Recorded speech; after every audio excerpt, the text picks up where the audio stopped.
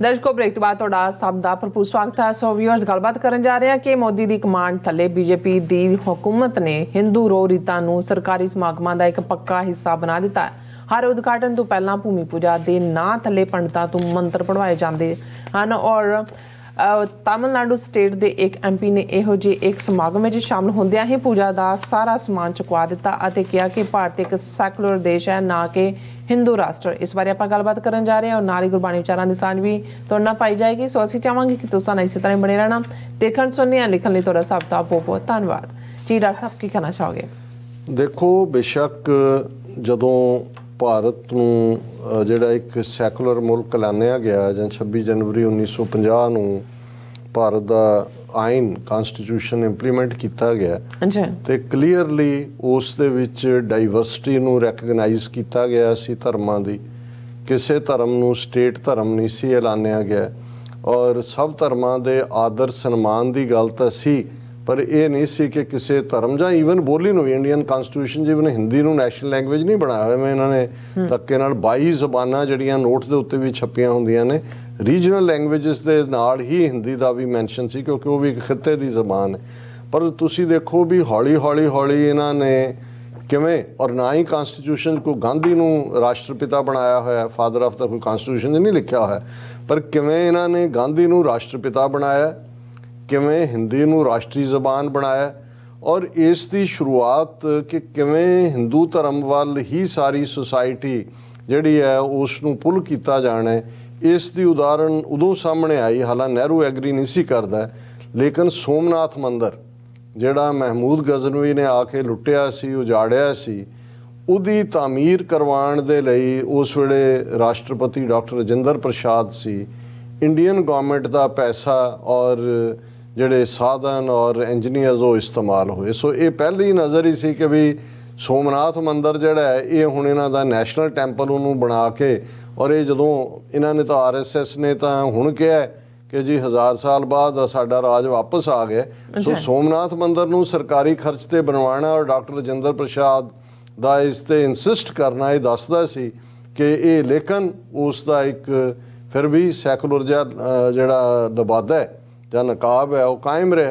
पर हौली हौली हौली मोदी तक पहुँचते हैं उस तो पहला ही जदों स्टेटां दे विच असीं देखदे सी कि भाई किवें कोई उद्घाटन है, कोई नवीं ट्रेन स्टेशन बनाना, उत्थे पंडित चार का आ जांदा सी, नारियल फोड़ना, उन्हें संस्कृत च ना उन्होंने पता ना कोल खड़े नूं पता की है जी मंत्र उत्ते तिलक जे लाए हुए और करके कि जी ये धरती पूजन हो गया जी दूजा। लेकिन हुण ये धरती पूजन का ना थले किवें और ये पूजन का तो कानसैप्ट ही जमीन का ਜਾਂ ਪੰਡਤਾਂ ਦੇ ਮੰਤਰਾਂ ਦਾ ਇਹ ਹਿੰਦੂਤਵਾ ਬ੍ਰਾਹਮਣਵਾਦ ਦਾ ਕਾਨਸੈਪਟ ਹੈ। ਅੱਛਾ ਹੁਣ ਇਹਨੂੰ ਇਸ ਲੈਵਲ ਤੱਕ ਲੈ ਗਏ ਕਿ ਵੀ ਆ ਜਿਹੜਾ 1200 ਕਰੋੜ ਦੇ ਨਾਲ ਸੈਂਟਰਲ ਵਿਸਤਾ ਬਣਾ ਰਹੇ ਨੇ, ਉਹਦੀ ਜਿਹੜੀ ਡੋਮ ਬਣਾਈ ਜਿਹਦੇ ਤੇ ਜਾਲੀ ਸ਼ੇਰ ਲਾਏ, ਗੁਜਰਾਤੀ ਸ਼ੇਰ, ਉਹ ਜਿਹੜੇ ਅਸ਼ੋਕਾ ਦੇ ਸ਼ੇਰਾਂ ਨੂੰ ਪਾਸੇ ਛੱਡ ਕੇ ਨਵੇਂ ਡਿਜ਼ਾਈਨ, ਉੱਥੇ ਵੀ ਹਿੰਦੂ ਪੰਡਤਾਂ ਨੂੰ ਸੱਦ ਕੇ ਜਿਹੜਾ ਉਹ ਧਰਤੀ ਪੂਜਨ ਦੇ ਨਾਂ ਥੱਲੇ ਜਿਹਦੇ 'ਚ ਮੋਦੀ ਔਰ ਬਿਰਲਾ ਉਹਦਾ ਹਾਊਸ ਦਾ ਸਪੀਕਰ ਔਰ ਹਰਦੀਪ ਪੁਰੀ ਜਿਹੜਾ ਹਾਊਸਿੰਗ ਮਿਨਿਸਟਰ ਹੈ ਉਹੀ ਮੌਜੂਦ ਸੀ। ਹੁਣ ਇਸ ਸਾਰੇ ਦਾ ਅੱਜ ਹਾਲ ਇਹ ਹੋ ਗਿਆ ਵੀ ਉਹ ਸਟੇਟਾਂ ਭਾਵੇਂ ਨੌਨ BJP ਰੂਲਡ ਵੀ ਨੇ, ਜੇ ਉੱਥੇ ਕੋਈ ਪ੍ਰੋਗਰਾਮ ਸਰਕਾਰੀ, ਇਹ ਆਫੀਸ਼ੀਅਲ ਪ੍ਰੋਗਰਾਮਸ ਦੀ ਮੈਂ ਗੱਲ ਕਰ ਰਿਹਾ, ਪ੍ਰਾਈਵੇਟਸ ਦਾ ਕੋਈ ਜੋ ਮਰਜ਼ੀ ਕਰੇ, ਕੋਈ ਵਿਰੋਧ ਕਰਨ ਦੀ ਹਿੰਮਤ ਹੀ ਨਹੀਂ ਰੱਖਦਾ। ਪੰਜਾਬ 'ਚ ਵੀ ਪੰਜਾਬ ਦਾ ਵੀ ਹਾਲ ਇਹ ਹੈ ਵੀ ਖੁਦ ਵੱਡੇ ਵੱਡੇ ਤਿਲਕ ਲਵਾਏ ਹੁੰਦੇ ਨੇ। ਬਾਦਲ ਨੇ ਤਾਂ ਬਿਲਕੁਲ ਹੀ ਹਵਨ ਯੱਗ ਦੂਜੇ ਤੀਜੇ ਉਹ ਸਾਰਾ ਪਾਰਟ ਉਹਦਾ ਹਿੱਸਾ ਬਣਾਇਆ। ਪਰ ਮੈਂ ਸਮਝਦਾ ਹਾਂ ਵੀ ਕ੍ਰੈਡਿਟ ਉੱਥੇ ਦੇਣਾ ਬਣਦਾ ਜਿੱਥੇ ਡਿਊ ਹੋਏ। DMK ਭਾਵੇਂ ਇਹਨਾਂ ਦੇ ਫਾਊਂਡਰ ਅੰਨਾ ਦੁਰਾਈ ਨੇ ਆਪਣੇ ਆਪ ਨੂੰ ਨਾਸਤਕ ਐਲਾਨਿਆ ਸੀ, ਮੂਰਤੀਆਂ ਬਾਹਰ ਸਟਾਈਆਂ ਬ੍ਰਾਹਮਣਵਾਦ ਦੇ ਖਿਲਾਫ, ਕਿਉਂਕਿ ਬਹੁਤ ਸਾਰੇ ਖੁਦ ਦਲਿਤ ਵਰਗ ਨਾਲ ਸੰਬੰਧਿਤ ਸੀ ਵੀ ਬ੍ਰਾਹਮਣਾਂ ਨੇ ਸਾਡਾ ਹਾਲ ਕੀ ਕੀਤਾ ਹੋਇਆ। ਲੇਕਿਨ ਅੱਜ ਕਿਸ ਕਦਰ ਜਦੋਂ ਇਹ ਇੱਕ ਕਲਚਰਲ ਇੰਪੈਕਟ ਸ਼ੁਰੂ ਹੁੰਦਾ ਹੈ ਹਿੰਦੂਤਵਾ ਦਾ, ਕਿ ਹੁਣ DMK ਦੀ ਹਕੂਮਤ ਹੈ ਤਮਿਲਨਾਡੂ 'ਚ और DMK ਦਾ ਸਟਾਲਿਨ ਚੀਫ ਮਿਨਿਸਟਰ ਹੈ, ਇਹਦਾ ਪਿਓ ਕਰੁਣਾਨਿਧੀ ਵੀ ਹਿੰਦੂਤਵਾ ਦੇ ਪੂਰੀ ਤਰ੍ਹਾਂ ਖਿਲਾਫ ਔਰ ਇਹ ਵੀ। ਔਰ ਇਹੀ ਬਹੁਤ ਸਾਰੇ ਜਿਹੜੇ DMK ਦੇ ਓਰੀਜਨਲੀ ਟ੍ਰੇਨਡ ਮਾਈਂਡ ਨੇ ਉਹ ਤਾਂ ਬਿਲਕੁਲ ਕਲੀਅਰ ਨੇ ਇਸ ਬਾਰੇ ਕਿ ਭਾਈ ਇਹ ਕੋਈ ਹਿੰਦੂਤਵਾ ਜਾਂ ਕੋਈ ਦੂਜਾ ਨਹੀਂ।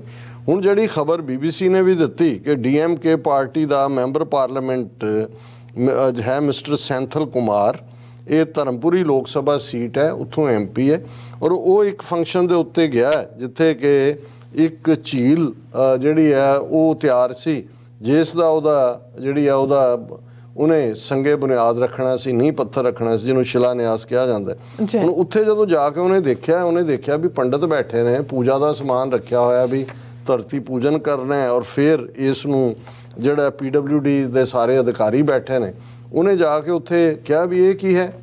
ਉਹਨੇ ਕਿਹਾ ਵੀ ਇਹ ਤੁਹਾਨੂੰ ਕਿਹਨੇ ਕਿਹਾ ਕਰਨ ਨੂੰ।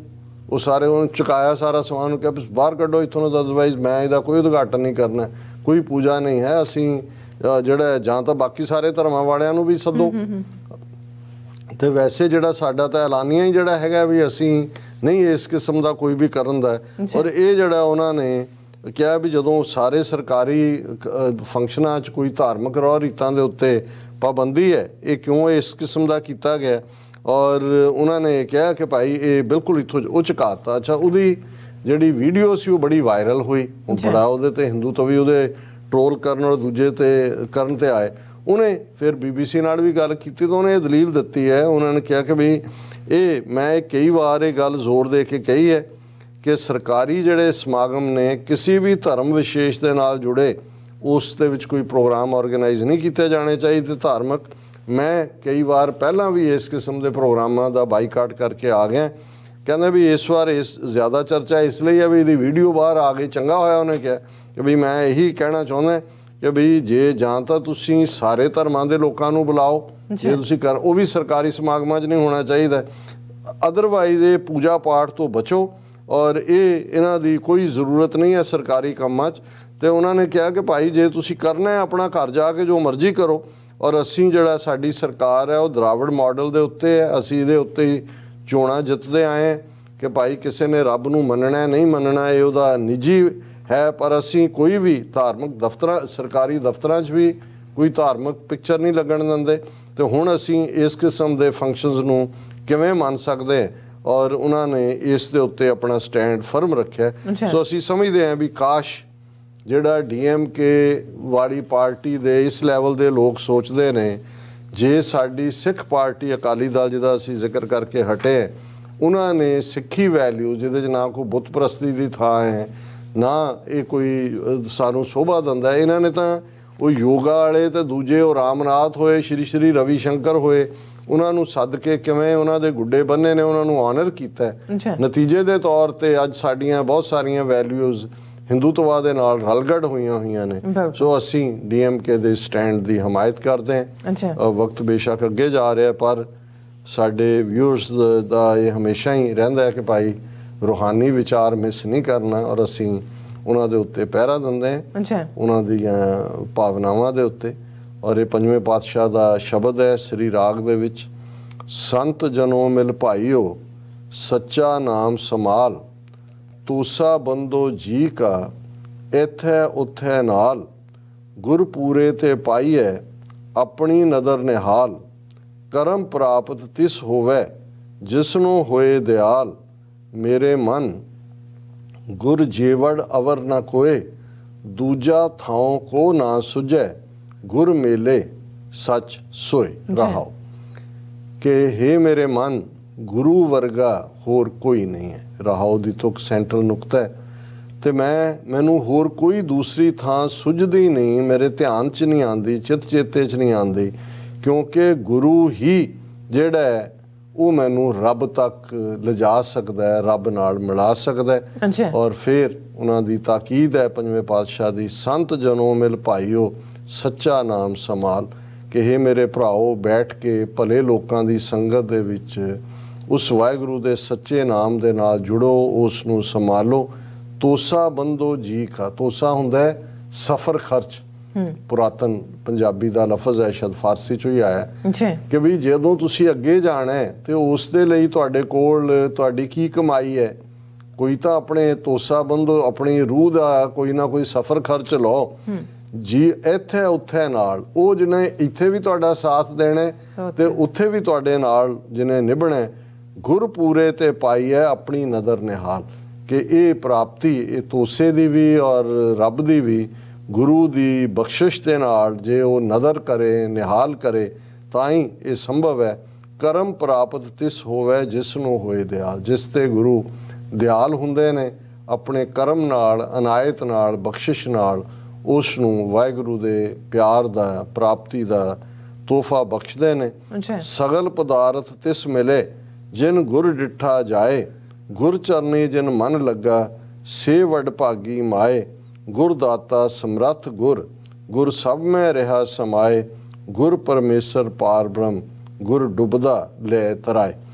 ਕਿ ਜਿਸ ਦੇ ਨੂੰ ਜਿਹੜਾ ਗੁਰੂ ਦੇ ਦੀਦਾਰ ਕਰਦਾ ਹੈ ਉਸ ਨੂੰ ਸਾਰੇ ਪਦਾਰਥ, ਸਾਰੀਆਂ ਉਸ ਦੀਆਂ ਕਾਮਨਾਵਾਂ ਚਾਹਨਾ ਮਿਟ ਜਾਂਦੀਆਂ ਨੇ। ਨਾਮ ਆਪਣੇ ਆਪ 'ਚ ਸੰਤੋਖ ਦਿੰਦਾ ਹੈ।